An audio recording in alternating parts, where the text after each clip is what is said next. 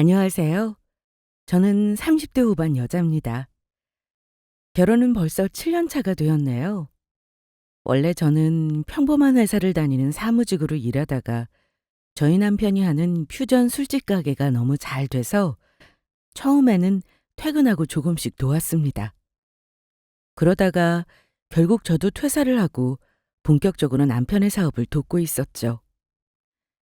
제가 회사를 그만두고 남편의 사업을 도운 5년 동안 저희 남편의 가게가 정말 잘 돼서 서울뿐만 아니라 인천, 경기도, 부산, 대전, 대구까지 전국에 체인점이 생길 정도였어요. 그럴 때는 정말 바빠도 신이 나더라고요. 그렇게 누구보다도 바쁘고 치열하게 저희 부부는 하루하루를 살아가고 있었습니다.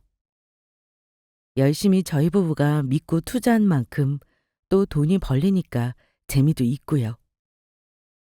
일에 점점 더 몰입해서 교육들도 관리하게 되었다고 할까요? 저도 제 남편이 승승장구하면서 나날이 발전하니까 아내로서나 함께 사업 파트너로서나 어떤 입장에서도 항상 뿌듯하고 좋았습니다. 그렇게 저희가 계속 행복하게 잘 살 수 있을 줄만 알았죠. 사실 저희 부부는 퓨전 술집 가게 체인점 운영을 위해서 아이도 가지지 않고 정말 확장하고 운영하는 일에만 몰두해 왔었습니다. 저도 그때 당시에는 지금이 제일 중요한 사업 시기라고 생각했고, 그럴 때는 당연히 저희 사업에 집중하는 게 더 맞다고 판단했으니까요. 제 남편도 저와 동일한 생각이었습니다. 그렇게 제가 본격적으로 퇴사하고 옆에서 같이 사업을 하면서부터 날개도 친 듯이 더욱 잘 나가게 된 남편은 시댁 집안에서 제일 돈을 잘 벌었었죠. 우리 지금 이렇게 바쁜데 나는 아이는 지금 가지는 건 아닌 것 같아. 지금 물 들어올 때 노져야 하지. 정말? 당신도 그렇게 생각해? 정말 잘 됐다. 맞아. 사실 나도 그렇게 생각하고 있었거든. 당신이 아이를 원하고 있으면 어쩌나 속으로 사실 걱정 많이 했어. 나는 지금은 이렇게 당신이랑 나랑 하나씩 만들어가면서 사업 확장하는 게 더 좋고 행복해. 우리 정말 많이 발전해 왔잖아. 앞으로도 얼마나 발전할지 기대되지 않아? 나도 물론 그렇지. 먼저 이렇게 말해줘서 정말 고마워. 우리 더 잘해보자. 잘해보자. 지금도 우리가 버는 역대 최고치지만 난 여기가 한계라고 생각 안 해. 새로 채용한 매니저들도 똑부러지고 야무질 것 같아서 아주 벌써부터 안심이야. 우리 이렇게 하다가 진짜 금방 부자 되겠어. 그렇지? 이게 다 당신이 회사 그만두고 나 본격적으로 도와줘서 그런 거야. 정말 고마워. 당신 없었으면 이 정도로 금방 성장 못했을 거야. 당신한테 정말 내가 잘할게. 나는 다른 건 필요 없어. 나한테 거짓말만 안 하면 돼. 그냥 선의의 거짓말도 나는 싫더라고. 다 솔직하게 지금처럼 공유해주는 거다? 약속이야? 알겠어. 당연히 그래야지. 자, 약속. 남편은 저에게 항상 고맙다고 이야기해주고 힘든 일은 솔선수범으로 도맡아 하려고 해서 제가 돕기 시작한 이후부터 남편은 남편이 잘하는 요리 메뉴 개발에 집중하면서부터 저희 부부의 퓨전 술집 가게는 빠른 속도로 확장할 수 있게 되었습니다. 그런데 시댁에서 제일 잘 버는 거면 오히려 좋은 거 아니냐고요? 네, 저도 그런 줄만 알았죠. 저희 남편은 시댁에서 차남입니다. 위로 아주버님이 있고 막내이기도 하죠. 그런데 막내인데도 거의 큰아들 노릇을 하면서 살아왔더라고요. 아주버님이 남편보다 사실 모든 면에서 월등하기는 했었습니다. 공부도 더 잘했고 취직도 먼저 했고 남편은 그 흔한 학원 과외 한 번 받지 않고 수석으로 졸업한 인재였거든요. 그런데 대기업 다니던 남편이 저를 만나기 전에 돌연 퇴사하고 퓨전 술집 가게를 차리게 된 거였고요. 남편이 그동안 고생한 보람이 슬슬 나타날 때쯤 저랑 연애를 하고 있었고 이렇게 성실히 대기업도 다녔고 자기 사업으로 성공하려는 사람이면 믿어도 되겠다 생각이 들어서 남편과 결혼한 거였습니다. 저한테 잘해주고 다정한 것도 있고 무엇보다도 진실한 남편의 눈빛이 평생 거짓말이라고는 해보지 않았을 것 같은 느낌이 있다고 해야 할까요? 그래서 결혼까지 오게 된 것 같아요. 저는 그냥 솔직한 게 좋지 선의의 거짓말이라도 싫어하는 성격이라 진실만을 말할 것 같은 남편이 좋아 보였어요. 서로 평소에 숨기는 거 없이 살았고요. 뭐 그때까지는 그런 줄 알았죠. 아무튼 그런 남편한테 늘 아주버님이 자격지심을 가지고 있는 것 같았지만 아주버님도 똑같은 사람이잖아요. 어찌 보면 당연한 거라고 생각하고 웃으면서 넘겨왔습니다. 그런데 그 자격지심은 스스로 가지는 게 아니라 극성인 시어머니 때문이기는 하더라고요. 사실 그동안 저희 부부가 당사자가 아니니까 그냥 무심코 넘겼던 말들인데 시어머니는 자식들끼리 비교를 해대면서 용돈을 최대한 많이 뜯는 나쁜 습관이 있었습니다.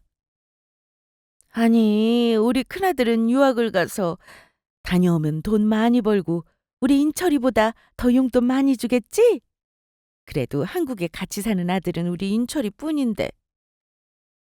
형이 유학 생활만 몇 년인데 저보다 좋은 직장에 좋은 대우 받으면서 다닐 수 있을 거예요. 용돈 부족하시면 말씀하세요. 아이, 나는 많이 줄수록 좋지. 알잖냐, 나 요즘 관리 받는 거. 아유, 별일을 안 해도 요즘은 하루가 다르게 주름이 는다니까. 정말 속상해서.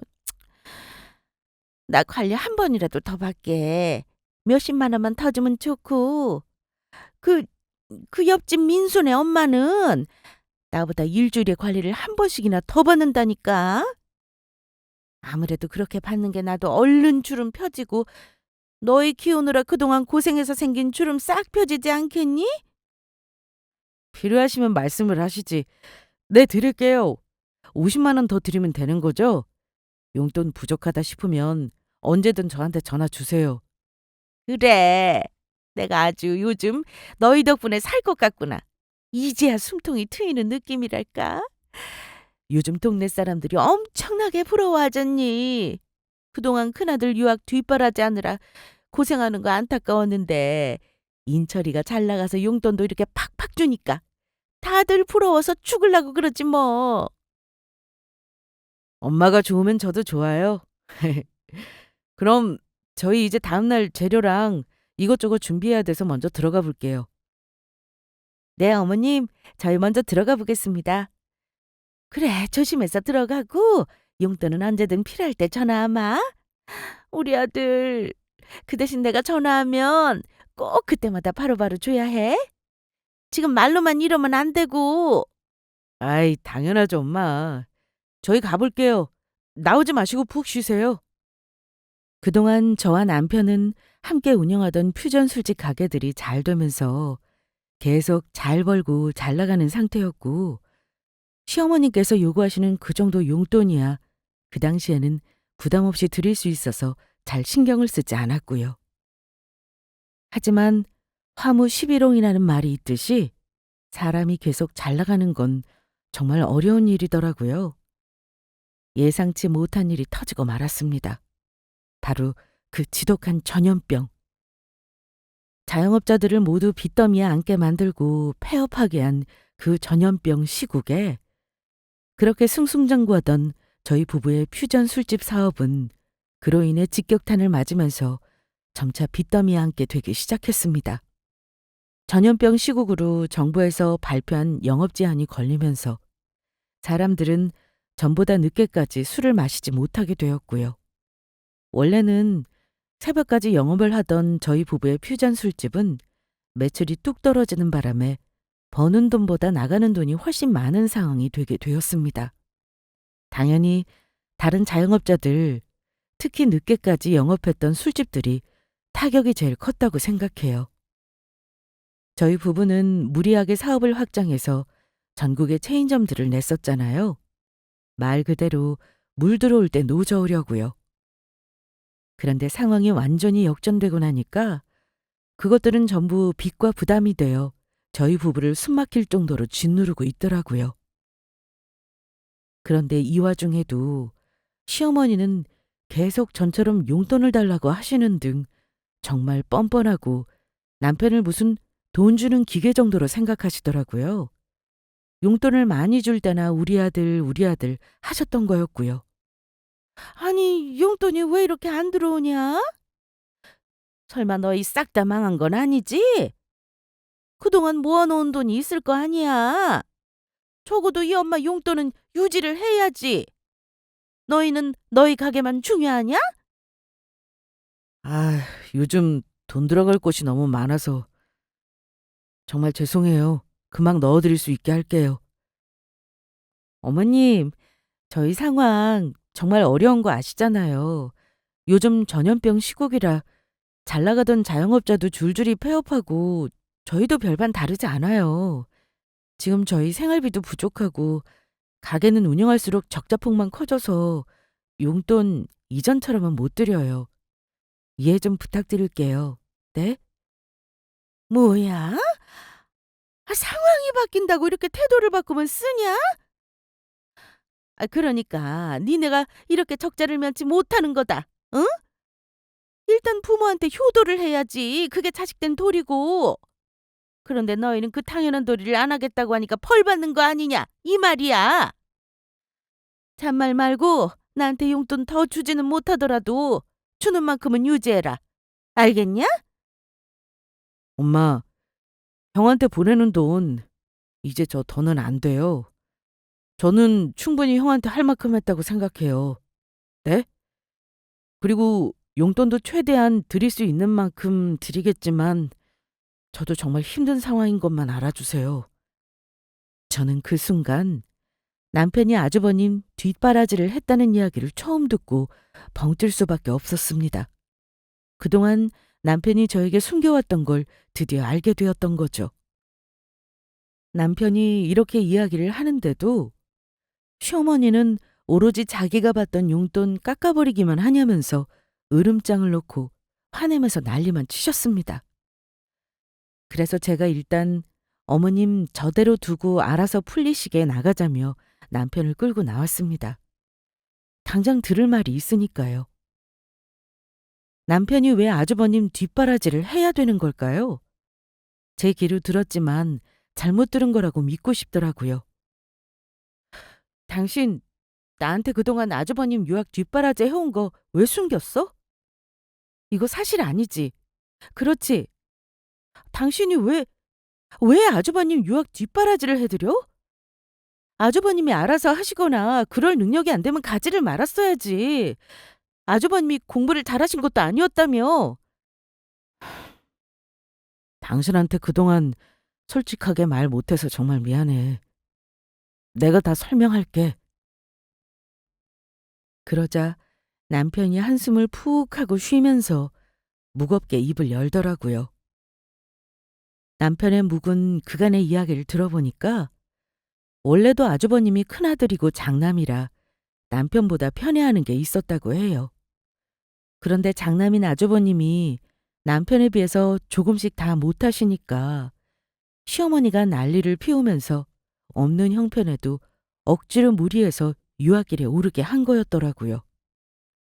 남편의 아버지는 남편이 어릴 때 산업재해를 당하셔서 일찍 돌아가셨습니다.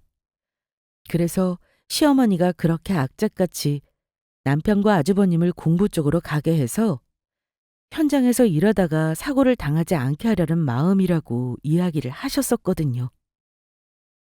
그런데 그 모정이 이렇게 비뚤어져서 아주버님한테만 가고 정작 남편은 돈 벌어오는 기계에 당연히 아주버님 뒷바라지 하면서 그동안 두 아들 키우느라 고생한 본인에게 용돈을 과하게 많이 주는 게 맞다고 아주 철석같이 믿고 계신 거였습니다.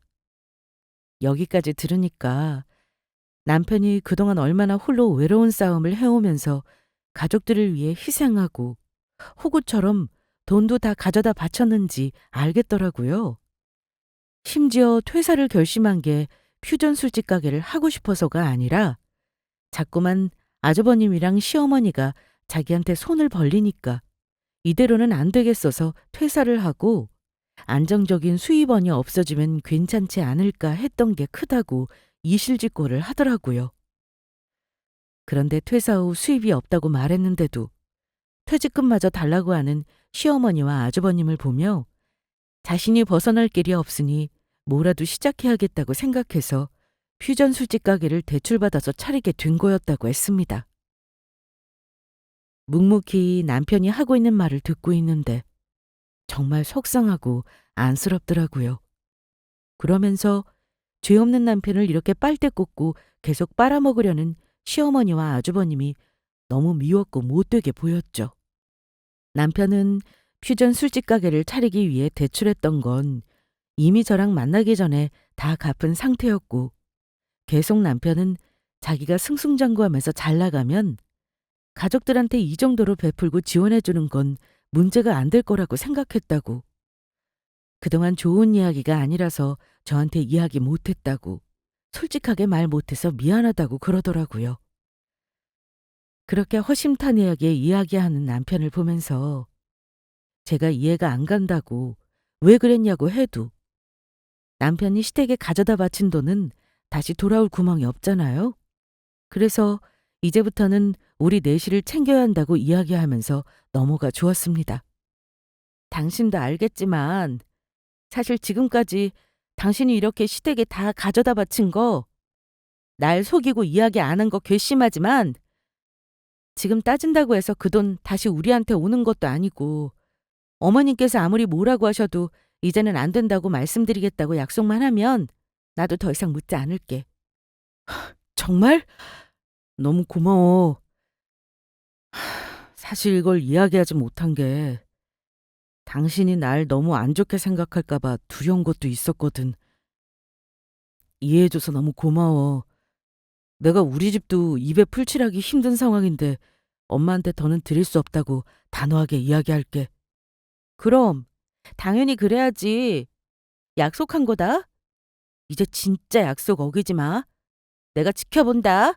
알겠지? 응, 응. 당신이 이해해줘서 얼마나 마음이 놓이는지 몰라. 진작 이야기할 걸 그랬다. 당신이 제일 싫어하는 게 거짓말인데 너무 고마워. 정말로. 저희의 다시 잘해보려는 마음도 외면한 채 전염병 시국은 나아질 기미가 보이지 않고 장기화되었습니다. 이런 상황 속에서 대출을 계속 받아서 버티는 데에는 더 이상 가망도 희망도 없다고 생각했고요. 결국 저와 남편은 눈물을 머금고 확장했던 전국의 체인점들을 하나둘씩 정리하기 시작했습니다. 전염병 시국이 닥친 그 순간부터 집안에서 돈을 제일 잘 벌던 남편은 제일 못 버는 사람이 되었고요. 그때부터 시어머니는 용돈을 제대로 받지 못하자 자꾸만 남편에게 이상한 연락을 해오기 시작했습니다. 용돈을 예전처럼 못 주면 몸으로라도 때워야지. 놀면 뭐하냐? 당장 튀어와라. 저도 가게 정리하고 이것저것 정말 바빠요. 용돈을 네가 주던 대로 안 주니까 택시를 타려고 해도 못하잖냐? 그럼 지금 나보고 평생 집에만 갇혀 살라는 거냐? 너희 아빠 없이 내가 너희들 어떻게 키웠는데? 아이고, 동네 사람들 아들놈 키워놔봤자 다 소용없다더니 딱 이런 걸 두고 하는 말이었네요. 아이고, 아이고, 불쌍한 내 팔자야. 알겠어요. 금방 갈게요. 이번에는 어디 가시려고요? 네? 어디 가는지 오면 말해줄 텐데. 뭘 벌써부터 꼬치꼬치 캐묻냐? 택시비 줄 돈도 없는 게? 아니, 옆집 아들 민수는 마스크 사업하는 게 대박이 났다는데 너는 어쩌면 그렇게 안 되는 거에 목매면서 다 늙은 네 엄마를 이렇게 말년에 고생을 시키냐? 퍼뜩 안 튀어와? 지금 갈게요. 죄송해요. 시어머니는 장 보러 가는 길, 병원에 가는 길, 쇼핑 가는 길, 동사무소에 가는 길 등 평소에는 택시를 타고 혼자서도 잘 가시던 거를 굳이 안 그래도 바쁜 남편을 불러서 운전하라고 시키기 시작했습니다. 그런데 거기서 끝이 아니더라고요. 남편이 운전하는 기사로 부려먹는 걸 시작으로 시어머니는 툭하면 시댁집에 와서 무거운 가구들을 싹 다 옮기라고 하지를 않나 홈쇼핑에서 택배를 잔뜩 시켜놓고 전부 다 정리해서 넣어놓으라고 하지를 않나 말 그대로 시댁집에 잡일까지 만들어서 시키더라고요. 이게 뭐 용돈 예전처럼 안 준다고 쉬하면서 괴롭히는 거지 뭐겠습니까? 정말 남편의 친엄마가 맞나 싶을 정도였으니까요. 그러면서 남편한테 시어머니가 볼 때마다 한다는 말이 이런 것들과 무시 조롱이었습니다. 정말 너무한 거 아닌가요? 어떻게 아주버님과 남편 둘 다 시어머니 뱃속에서 나온 똑같은 자식인데 어쩌면 이렇게 남편한테만 빨대를 꽂고 그렇게 못 괴롭혀서 안달이 난 거냐고요. 못 보니까 한가한 거 아니냐? 택시기사 노릇이라도 해야지. 놀면 뭐하냐? 택시비 벌어다 주는 것도 아니면서? 저희 남편은 새로 저희 퓨전 술집 사업을 다시 잘해보기 위해서 정말 밤낮으로 고군분투하고 있었습니다. 그런데 그동안 풍족하게 드리던 용돈을 드리지 못해서 시어머니에게 미안했던 건지 혼자서 저한테 말도 못하고 그런 수모를 다 감당하고 있었더라고요. 저도 남편이 새로 시작할 가게 일을 돕느라 잠도 못 자고 일에 치여 살고 있었습니다. 그런데 그런 남편에게 무려 밤 10시에 시어머니한테서 또 전화가 오는 겁니다. 이번에는 제가 도저히 못 참겠어서 중간에 남편 대신에 연락을 받았죠. 마침 남편이 폰을 두고 나갔더라고요. 저랑 남편이랑 정말 새로 잘해보겠다고 사업 준비하느라 정말 바쁜 상황이에요. 밤 10시에 대체 무슨 일로 전화 주신 건데요? 너네 바쁜 건 바쁜 거고 여기도 급하니까 당장 빨리 튀어와라. 끊는다? 어머님! 어머님! 정말 급한 일이 생기신 건가? 왜 지금 하필 남편은 폰을 두고 나간 거야? 일단 나라도 가봐야겠다. 저는 남편이 잠깐 밖에 나갔다 오겠다고 하고 나간 사이에 시어머니한테서 남편 폰으로 연락해서 급하다고 오라고 하시니까 정말 시어머니한테 무슨 큰일이라도 난 줄 알고 불이 나게 시댁집으로 달려갔습니다. 그런데 제 눈앞에 펼쳐진 그 광경을 보고 정말 뒷골이 당겨서 뒤로 쓰러질 뻔했습니다. 그건 바로 아주버님 방을 청소하고 있는 남편을 발견한 거죠. 저랑 같이 일하면서 사업 준비하다 말고 잠깐 다녀온다고 했던 곳이 시댁집이라니. 그것도 아주버님 방을 청소하기 위해서라니요. 당신 여기서 대체 뭐 해? 왔냐? 너는 걸레 빨아와서 구석구석 좀 닦아라. 요즘 인철이가 청소를 대충 해서 먼지가 아주 가득하구나.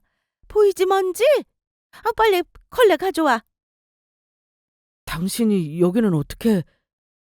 지금 그게 중요해?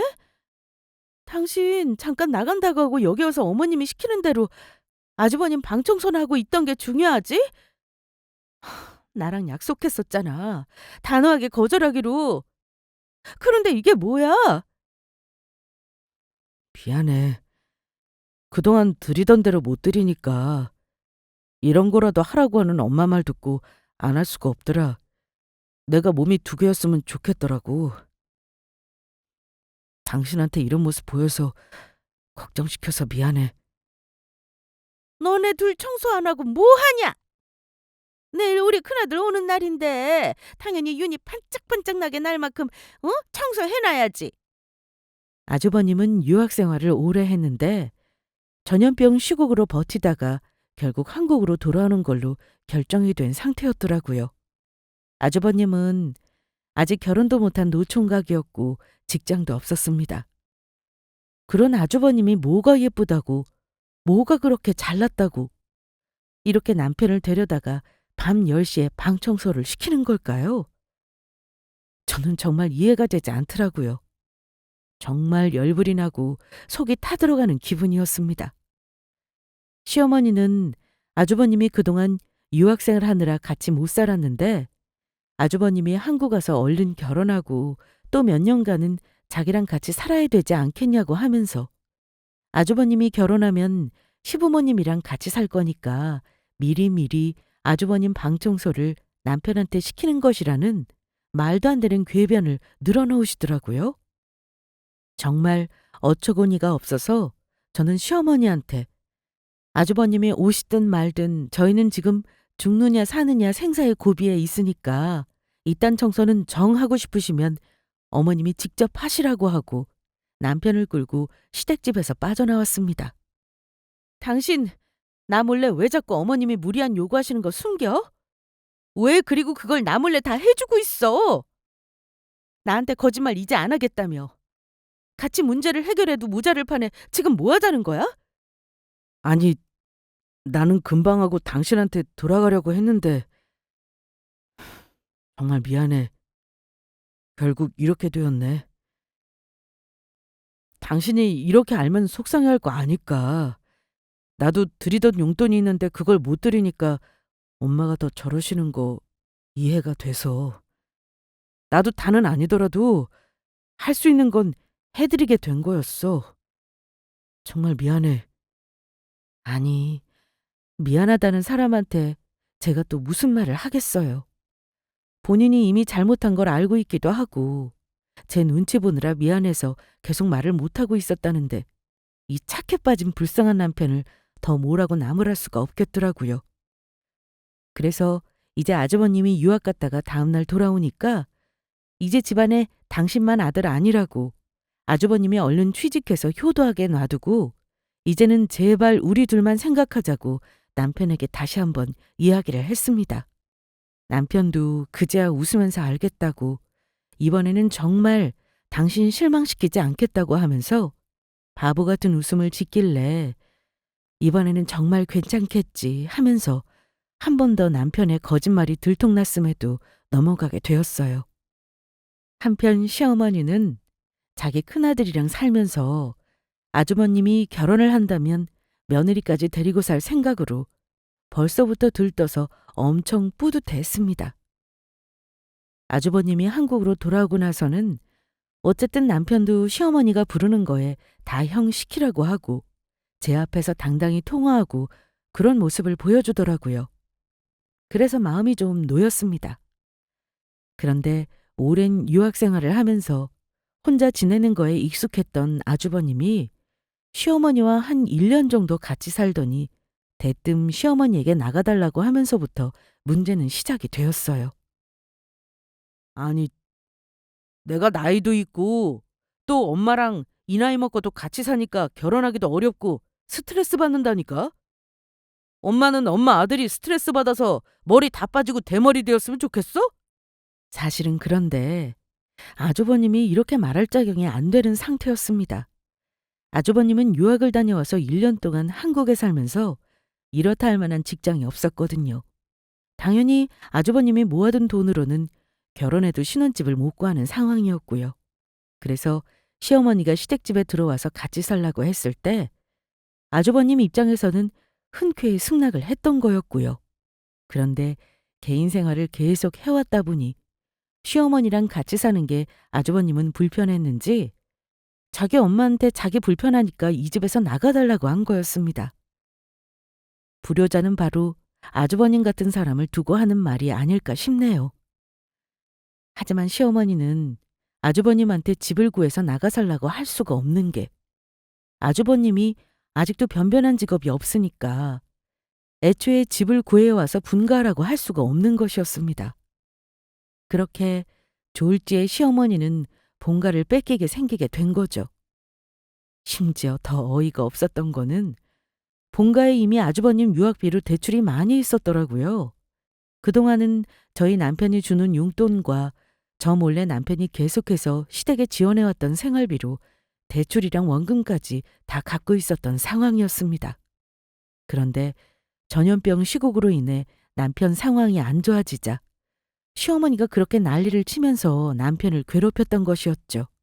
정말 까면 깔수록 남편에게 전적으로 의지하고 남편만 돈 벌어서 시어머니랑 아주버님을 먹여 살리고 있는 구조였더라고요. 그래도 남편은 이번에는 아주버님이 돌아오자 아주버님이 직장을 구하든 아르바이트를 하던 해서 생계를 유지하게 할 생각으로 최대한 저희 사업을 다시 일으키는 데에만 집중하는 모습을 보여줬습니다. 이제 정말 사업에만 집중하고 저희 부부가 이렇게 힘을 쏟으면 못할 것도 없겠다라는 생각으로 고군분투하고 있었는데, 그런데 그만 저희 친정아빠가 사고로 돌아가시는 일이 일어나고야 말았습니다. 그동안 사업 때문에 정신없어서 저희 친정에 신경을 많이 못 썼던 터라 너무 죄송하고 불효한 것 같아서 마음이 너무 아프고 속상했습니다. 남편은 이런저를 잘 다독여주면서 자기도 어린 나이에 아버지를 잃고 아버지 대신으로 평생을 시댁 식구들 뒷바라지하며 살게 된 것 같다고, 이제는 자기가 있으니까 아버님 돌아가셨지만 다른 건 걱정하지 말라고 저 하나는 끝까지 먹여 살리겠다고 그러더라고요.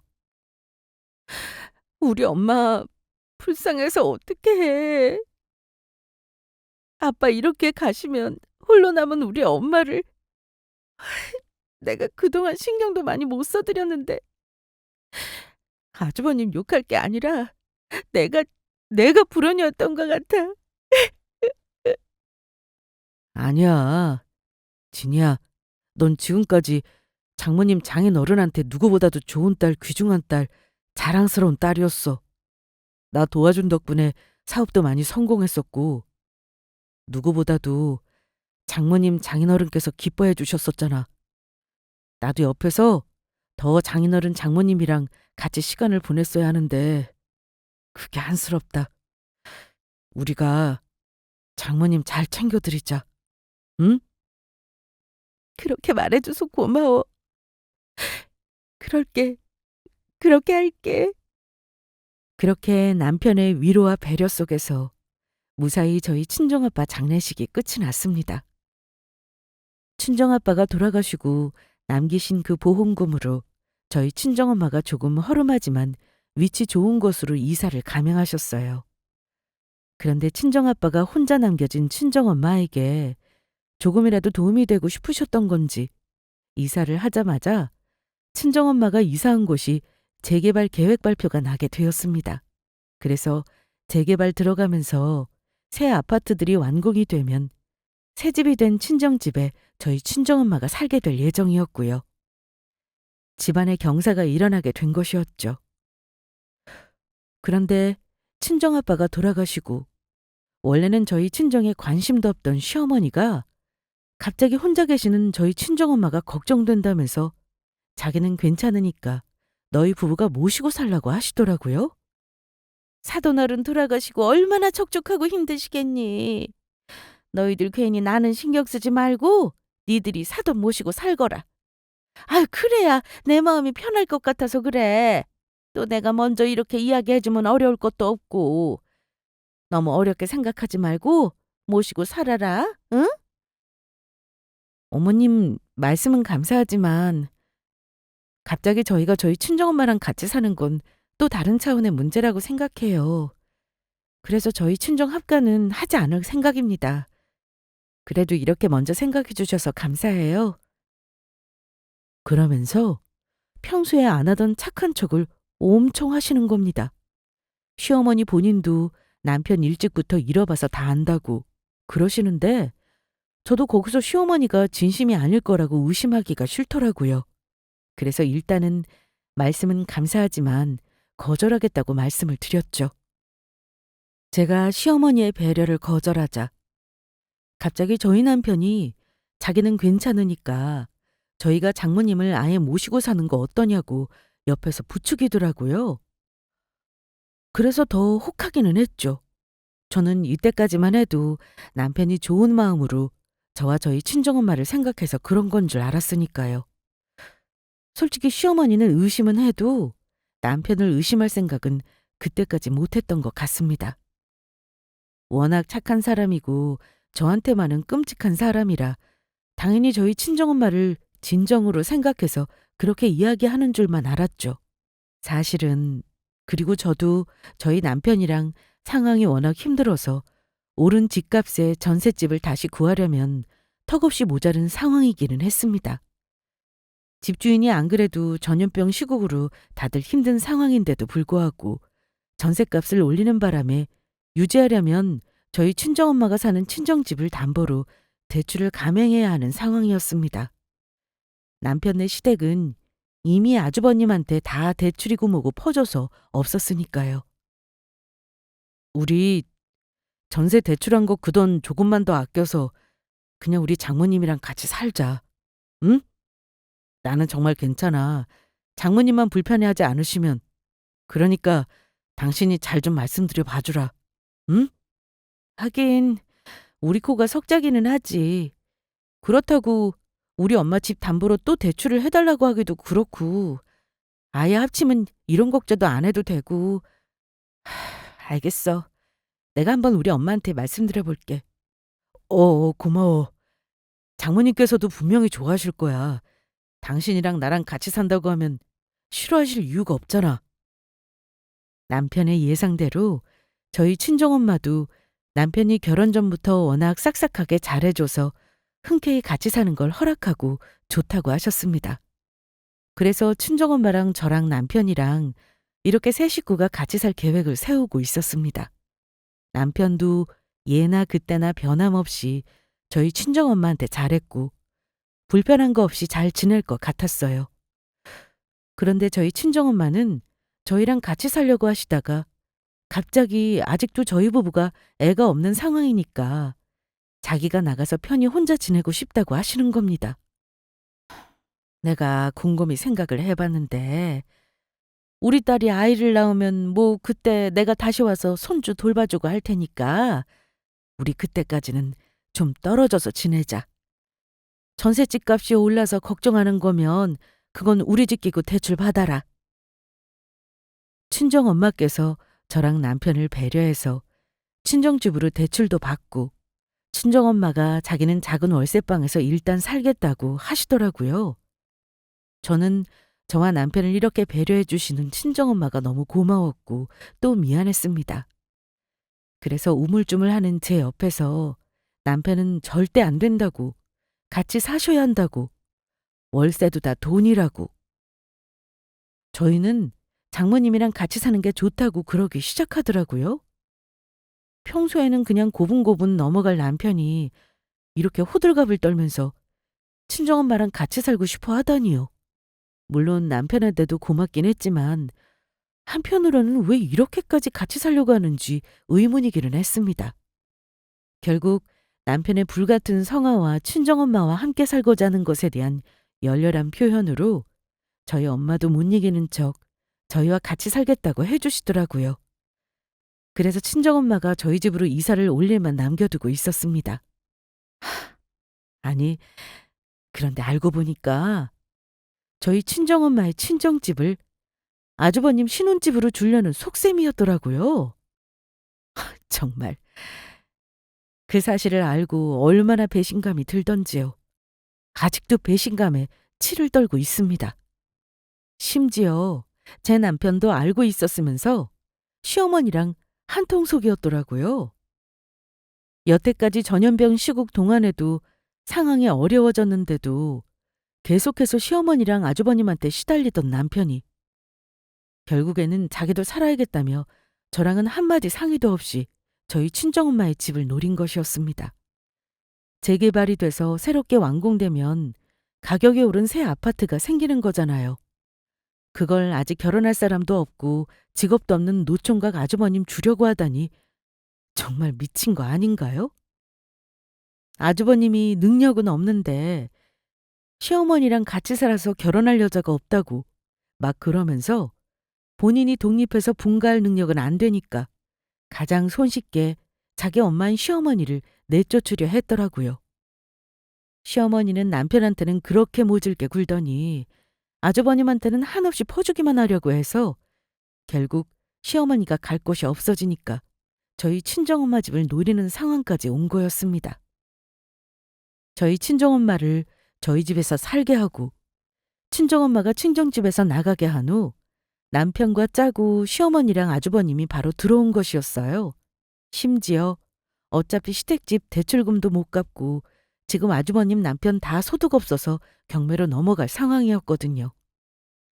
저희 친정엄마가 저희 집으로 이사 오려고 친정집을 비우자마자 곧장 아주버님을 불러서 짐을 옮기는 시어머니와 딱 마주치고 말았습니다. 시어머니는 뻔뻔하게 놀라지도 않으면서 이렇게 말씀하시더라고요. 딱 우리 아들이 사돈 모시는 것만큼만 나도 우리 장남한테 줘야죠. 좀 사돈끼리 돕고 삽시다. 네? 이게 다 무슨 어떻게 된 건지 알아듣게 설명을 해 주시죠. 뭐예요?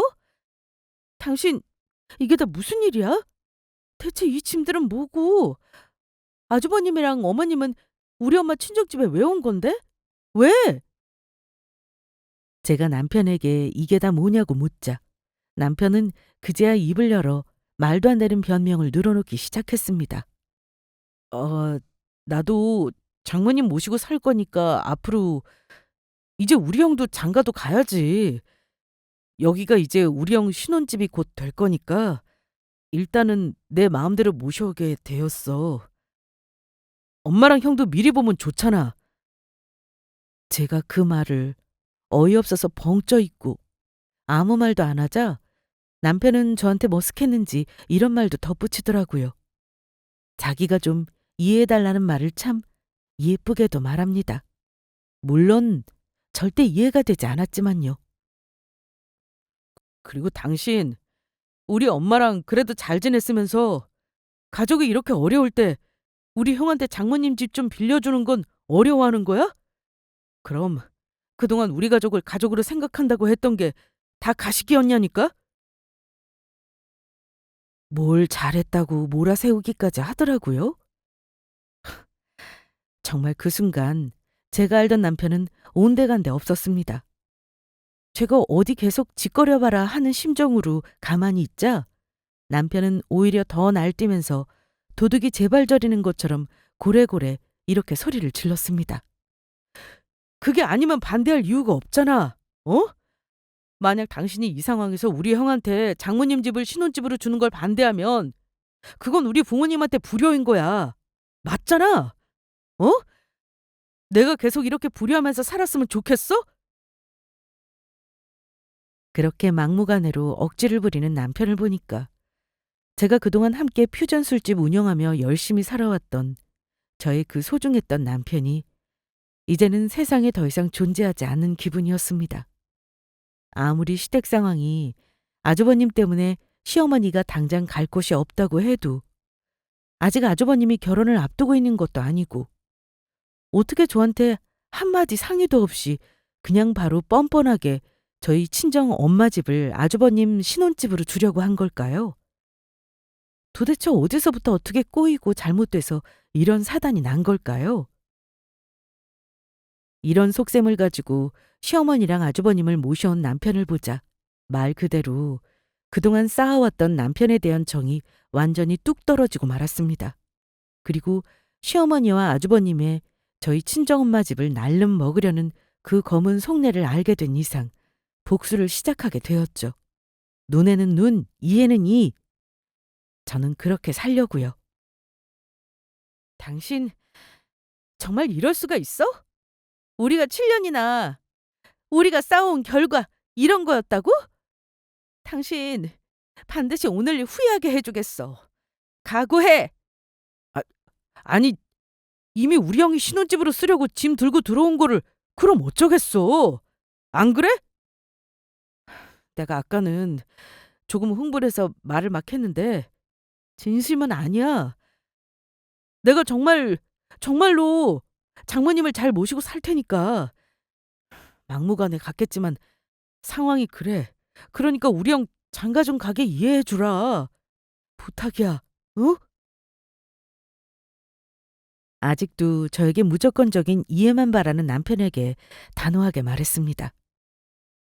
아니, 절대 아주버님한테 우리 엄마 친정집을 드릴 수는 없지. 빌려주는 거라고 해도 어차피 재개발하면 공사할 동안은 갈 곳이 없어지는데 그때는 어떻게 하실 건데?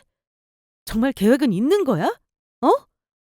제가 그랬더니 남편은 그걸 꼭 지금부터 생각해야 되냐며 무책임하게 얼버무리고 말았습니다. 남편이 그러는 모습과 행동을 보니까 아주버님이 빌려달라는 건 핑계고 그냥 저희 친정 엄마 집을 홀랑 뺏어서 계속 눌러붙어 있을 생각이라는 게 눈에 보이더라고요. 이런 생도둑 양아치가 7년 동안 저의 제일 가까운 곳에 있었다니. 충격과 배신감에 분노에 쌓여 할 말을 잃고 말았습니다. 그래서 저는 7년 결혼 생활이고 뭐고 이대로 살다가는 저희 친정엄마의 친정집만 뺏기는 꼴이 될 것 같아서 이혼을 결심하고 바로 선언했습니다. 친정엄마가 안 그래도 저한테 친정집을 미리 넘기겠다고 하셨는데 어차피 아직 명의가 저희 친정엄마 거라서 이혼해도 남편이랑 반반 나눌 것도 없었거든요. 이제야 당신이랑 어머님 아주버님 한통속인 거 무슨 속셈인지 뻔히 알겠다. 우리 엄마 거 단 한 푼도 못 주니까 이혼하자. 이혼해.